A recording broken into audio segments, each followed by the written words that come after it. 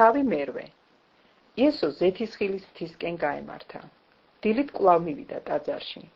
მთელი ხალხი მასთან მივიდა, დაჯდა და ასწავლიდა მათ. წიგნობრებმა და ფარისევლებმა მოიყვანეს ქალი, რომლისთვისაც მრუშობაზე წაესწროთ და შუაში ჩააყენეს. უთხრეს მას: მოძღვარო, ეს ქალი მრუშობაზეა წასწრებული. მოსემ კი რჯულში მცნება დაგვიდო ასეთების ჩაქოლვა. შენ რაღაც იტყვი. ამას გამოსაცდელად ეუბნებოდნენ, რათა მისი საწინააღმდეგო ბრალდება ჰქონოდათ. მაგრამ იესო ძირ დაიხარა და მიწაზე თითით წერდა. რაკი დაჟინებით ეკითხებოდნენ, გასწორდა და უთხრა მათ: ვინც თქვენ შორის უცოდველია, პირველად მან ესროლოს ქვა. კვლავ დაიხარა და განაგრძო წერა მიწაზე. მოისმინეს, რა სინდის თხილებულებმა სათითაოდ გაიკრიბნენ, უხუცესებიდან დაწყებული. დარჩა მარტო იესო და შუაში მდგომი ქალი. გაიმართა იესო. ვერავინ დაინახა იმ დედაკაცის მეტი და უთხრა მას: დედაკაცო, სად არიან შენი ბრალმდებელნი?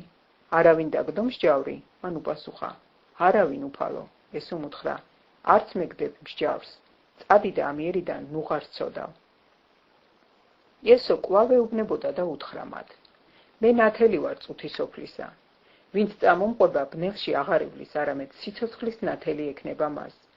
ფარისევლებმა უთხრეს: შენ თვითონ მოწმობ შენს თავზე, შენი მოწმობა არაა ჭეშმარიტი. იესომ მიუგო მათ პასუხად: მე თუ ჩემ თავზე ვმოწმობ, ჩემი მოწმობა ჭეშმარიტია, რადგან ვიცი საიდან მოვედი და სად მივდივარ. თქვენ კი არ იცით საიდან მოვედი და სად მივდივარ. თქვენ ხორცის მიხედვით განსჯით, მე კი არავის არ გამსჯი. მე თუ გამსჯი, ჩემი მსჯავრი ჭეშმარიტია, რადგან მე მარტო კი არა ვარ, არამედ მე და მამა, რომელმაც მე მომავლინა. თქვენს რჯულში წერია, რომ ორი ადამიანის მოწმობა ჭეშმარიტია. მე ჩემს თავზე ვმოწმობ და ჩემზე ვემოწმობს მამა, რომელმაც მე მომავლინა. მაშინ კითხეს მას: სად არის მამა შენი? იესომ უპასუხა: არც მე მიცნობთ, არც მამა ჩემს. მე რომ მიცნობდეთ, მამა ჩემიც გეცნობებოდათ. ეს სიტყვები წარმოთქვა იესომ საგანძურთან, როცა ტაძარში ასწავლიდა. ვერავინ შეიპყრო იგი, რადგან ჯერ არ დამდგარიყო მისი ჟამი. მან კვლავ უთხრა მათ: მე მივდივარ, თქვენ ძებნას დამიწყებთ, მაგრამ თქვენს ცოდვაში დაეხოცებით. სადაც მივდივარ, თქვენ ვერ მოხვალთ. იუდეველებმა თქვეს: თავი ხომ არ უნდა მოიკლას, რომ ამბობს: სადაც მე მივდივარ, თქვენ ვერ შეძლებთ მოსვლასო? უთხრა მათ: თქვენ ქვენანი ხართ, მე კი ზემოთიდან ვარ. თქვენ წუთისოფლისანი ხართ, მე კი წუთისოფლისა არა ვარ. ამიტომ გითხარით, თქვენს ცოდვებში დაეხოცებით მეთქი, რადგან თუ არ იწამებთ, რომ მე ვარ, თქვენსავე ცოდვებში დაეხოცებით. მაშინ უთხრეს მას: ვინ ხარ შენ? იესომ უთხრა მათ: რას გეუბნებოდით თავიდანვე? ბევრი მაქვს თქვენზე სალაპარაკო და სამსჯავრო. მაგრამ ვინც მე მომავლინა, ჭეშმარიტია და რაც მისგან მოვისმინე, იმას ვლაპარაკობ წუთისოფელზე. ვერ მიხვდნენ, რომ მამაზე ეუბნებოდა მათ.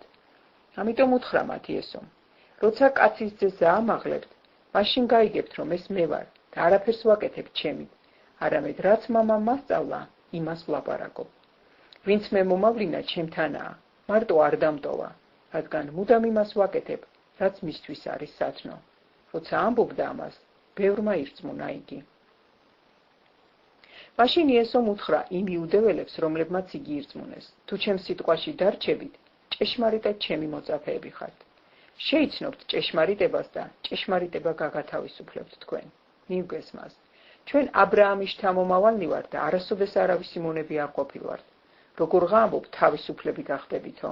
იესომ უპასუხა: ჭეშმარიტად, ჭეშმარიტად გეუბნებით თქვენ. ყველა ცოდვის ჩამდენი ცოდვის მონაა.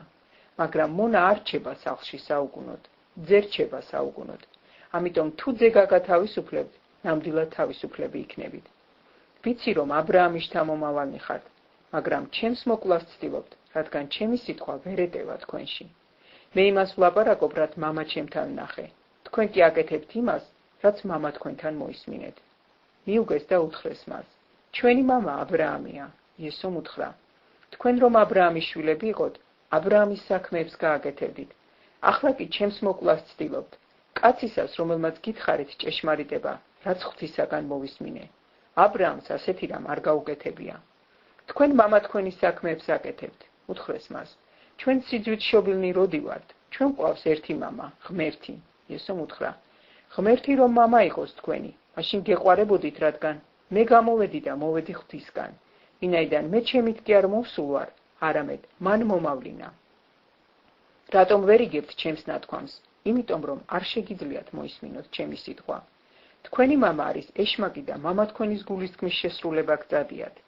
ის კაცის მკვლელი იყო თავიდან და ჭეშმარიტებაში ვერ დადგა, რადგან არაა მასში ჭეშმარიტება. როცა სიცრუეს ამბობს, თავისას ამბობს, რადგან ცრუა იგი და სიცრუის მამა. ხოლო რა კი მე ჭეშმარიტებას ვლაპარაკობ, არ გწამთ ჩემი. რომელი თქვენგანი მამხილებს ცოდვის გამო და თუ ჭეშმარიტებას ვამბობ, რატომ არ გწამთ ჩემი? ვინც ღვთისგანაა, ღვთის სიტყვებს ისმენს. თქვენ იმიტომ არ ისმენთ, რომ ღვთისგან არა ხართ. მაშინ იუდეველებმა მიუგეს და უთხრეს, განა კარგად არ ვამბობთ, რომ შენ სამარიელი ხარ და ეშმაკია შენში? მიუგო იესომ, ჩემში არაა ეშმაკი, არამედ მე პატივს ვცე მამა ჩემს, თქვენ კი უპატიო მყოფთ მე. თუმცა მე არ ვეძებ ჩემს დიდებას, არის მძებნელი და მსჯავრმდებელი.